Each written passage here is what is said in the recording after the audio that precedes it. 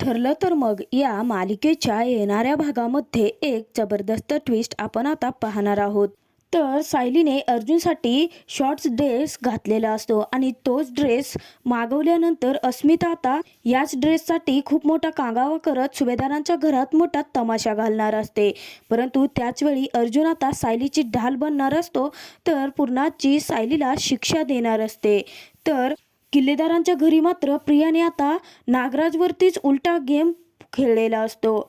नागराजने प्रियाला मारून तिच्याकडून प्रॉपर्टीच्या पेपरवरती सह्या घेतलेल्या असतात आणि त्याचाच बदला घेण्यासाठी प्रियाने आता नागरावरती चोरीचा आळ ढकललेला असतो व त्याचमुळे किल्लेदारांच्या घरात आता नागराज आणि रविराजमध्ये मोठे वाद झालेले असतात. तर त्यानंतर नागराज आता प्रियाला तिच्या चुकीची शिक्षा देणार असतो आणि प्रियाला जन्माची अद्दल सुद्धा घडवणार असतो.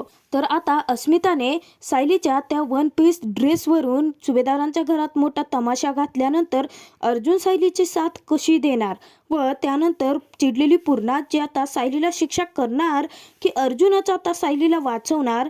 तर त्यानंतर आता किल्लेदारांच्या घरामध्ये नागराज प्रियाला जन्माची अद्दल कशी घडवणार हे आपण या व्हिडिओमध्ये पाहणार आहोत. तर व्हिडिओ शेवटपर्यंत नक्की बघा. तर आपण मालिकेमध्ये पाहिलं होतं की प्रियाने आता स्वतःहूनच नागराजच्या कपाटामध्ये पैसे लपवलेले असतात व त्यानंतर आता किल्लेदारांच्या घरात मोठा तमाशाही झालेला असतो. तर प्रिया नागराजला उगाचच रडण्याचे नाटकं करत म्हणायला लागते की तुम्ही असं माझ्यासोबत वाईट का वागत आहात, तुम्हाला हेच हवं आहे ना की मी या घरात राहायला नको आहे. तेव्हा आता प्रियाच्या बोलण्यामध्ये रविराज सुद्धा अडकलेला असतो आणि तो स्वतःच्या भावाशीच म्हणजे नागराजसोबत वाद घालत म्हणायला लागतो की माझ्या मुलीसोबत आवाज चढून अजिबात बोलायचं नाही आहे नागराज. तुझ्याकडे प्रॉपर्टी पैसा भरपूर असेल, परंतु मी माझ्या तन्वीला सर्व काही देऊ शकतो. तर त्यानंतर आता प्रियाचा कोणता डाव होता हे नागराजच्या अचूक लक्षात आलेलं असतं आणि नागराजला वाटायला लागतं की या मुलीला घरात आणून त्यानंतर किल्लेदारांच्या प्रॉपर्टीची मालकीन बनवलं आणि या घरात तिला जागा दिली, हेच माझं चुकलं. ही प्रिया तर माझ्या पुढचीच निघाली, माझ्याच विरोधात डाव रचते आणि मलाच या घरातून हाकलून देण्याचा प्रयत्न करत आहे. परंतु प्रिया, मी सुद्धा नागराज आहे, जसा तुला या घरात आणू शकतो ना तसा या घरातून हाकलून सुद्धा देऊ शकतो. असं म्हणत आता नागराज प्रियाच्या विरोधात मोठं कारस्थान रचण्याच्या मार्गावरती असतो. तर तिकडे आता अर्जुनने सायलीची समजूत सुद्धा काढलेली असते आणि सायलीने वन पीस घातलेला असतो. सायलीला त्या अवस्थेत पाहून अर्जुन खूपच खुश असतो.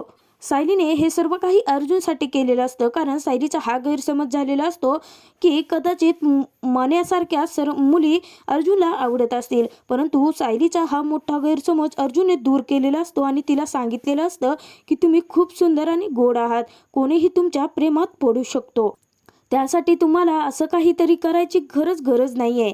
तर सायलीने अर्जुनसाठी जे काही केलेलं असतं त्यामुळे अर्जुनला एक गोष्ट समजलेली असते की नक्कीच सायलीला सुद्धा तो आवडू लागला आहे. कारण जर एखाद्यावर प्रेमच नसेल तर एवढं सर्व काही तो व्यक्ती करूच शकत नाही. नक्कीच मिसेस सायली माझ्या प्रेमात पडले आहेत, कारण मिसेस सायलीना ही रिस्क घ्यावी वाटली. जर त्या अवस्थेमध्ये पूर्णाची मॉम कोणी जरी बघितलं असतं ना तरी सुद्धा घरात खूप मोठा तमाशा झाला असता आणि पूर्णाचीने मिसेस सायलीला शिक्षा सुद्धा केली असते. परंतु एवढी मोठी रिस्क घेतली त्यांनी फक्त माझ्यासाठी. मला आता लवकरात लवकर मिसेस सायलीला माझ्या मनातील ज्या भावना आहेत त्यांच्याविषयीच्या ते सांगाव्या लागतील. मला लवकरात लवकर सायलीला प्रपोज करावं लागेल असं म्हणून अर्जुन खूपच एक्सायटेड असतो. तर दुसऱ्या दिवशी आता सायलीने जो वन पीस घेतलेला असतो त्याचसोबत एक गिफ्ट मिळणार असतं आणि त्याचसोबत सायली आता त्या वन पीसची पावतीसुद्धा तिथेच विसरलेली असते. त्यामुळे एक व्यक्ती येऊन आता सुभेदारांच्या घरात ते सर्व काही देऊन जातो आणि त्याचमुळे तिथे मोठा तमाशा घडणार असतो, कारण ते सर्व काही आता वॉचमॅनने अस्मिताच्या हाती दिलेलं असतं आणि अस्मिताला आयतीच संधी मिळालेली असते सायलीला पूर्णाजीच्या नजरेतून उतरवण्यासाठी.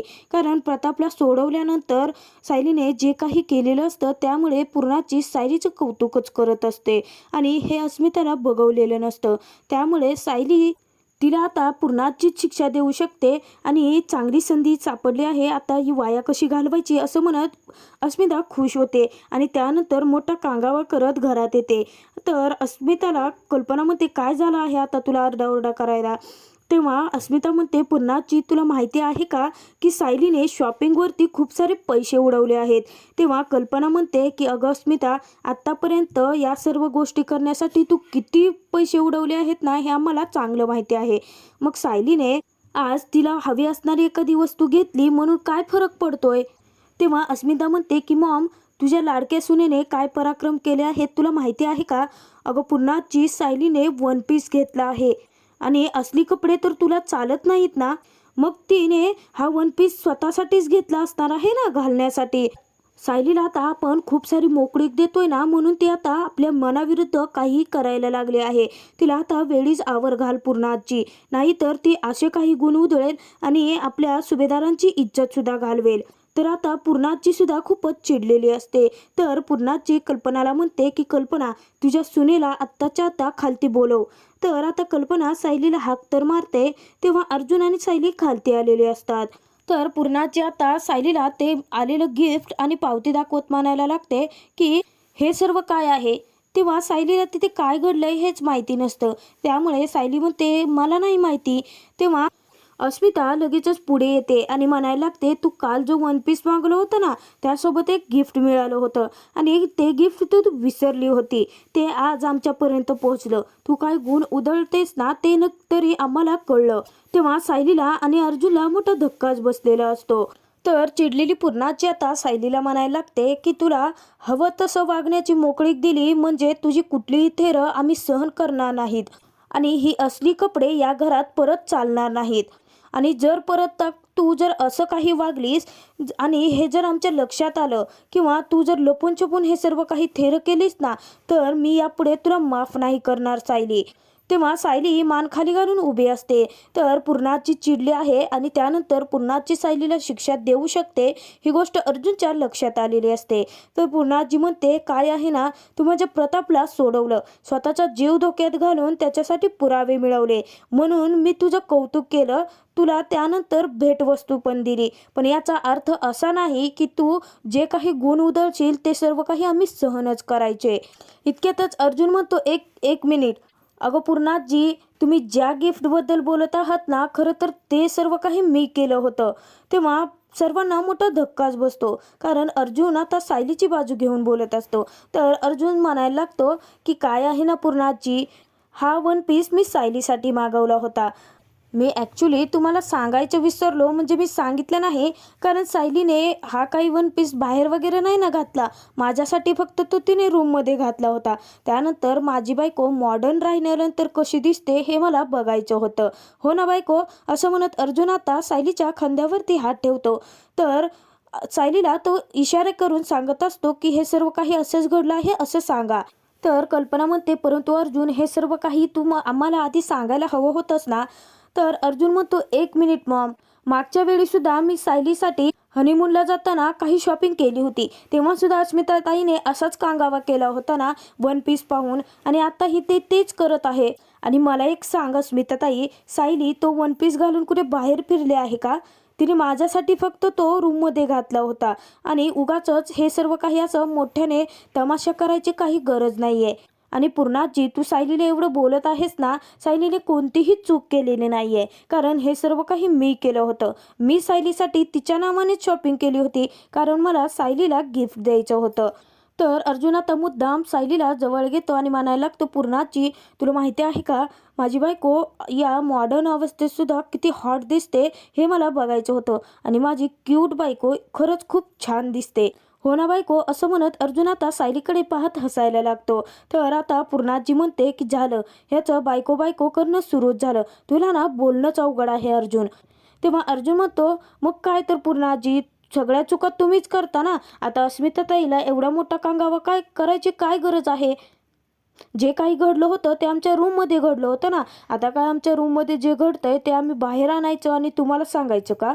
तेव्हा आता पूर्णाजी म्हणते, बास कर अर्जुन, झालं ना, तू स्पष्टीकरण दिलं, आता काय संदर्भासह स्पष्टीकरण देत बसणार आहेस का?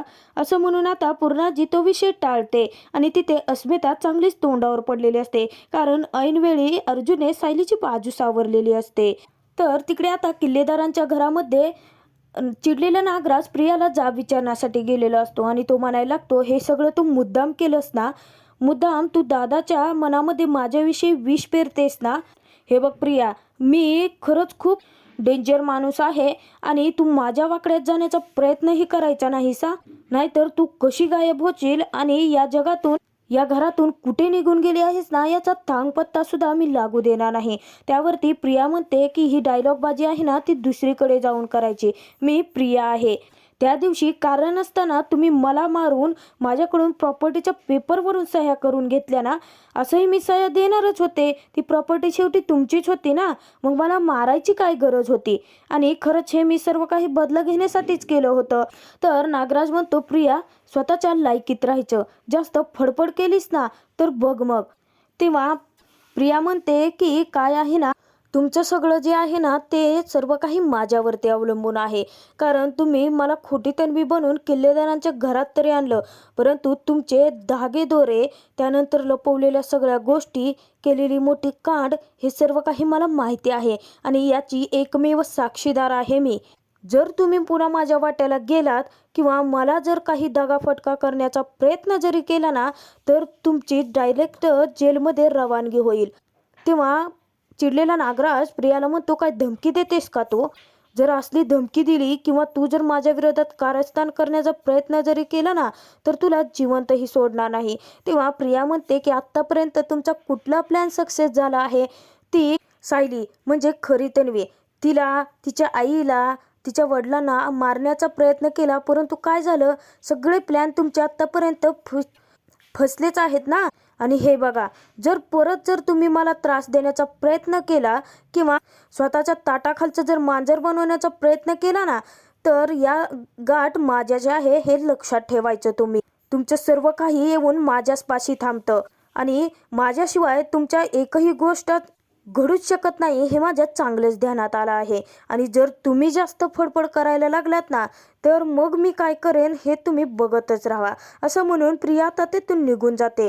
तर नागराज म्हणतो की या प्रियाला ना आता वेळच्या वेळेवर आवरायला लागेल, नाहीतर टप्प्यात आला काहीचा कार्यक्रम करावा लागेल. असं म्हणून आता नागराज प्रियाच्या विरोधात कटकारस्थान करण्याचा प्रयत्न करणार असतो. तर अखेर आता अर्जुनने सायलीची बाजू घेऊन तिला ऐनवेळी वाचवलेलं असतं. तर आता नागराज कोणतं कारस्थान करणार आणि त्यानंतर प्रिया स्वतःच्या तोंडून सत्य वधवून रविराजांपर्यंत नागराजचा खरा चेहरा कसा आणणार हे आपण येणाऱ्या भागातच पाहणार आहोत.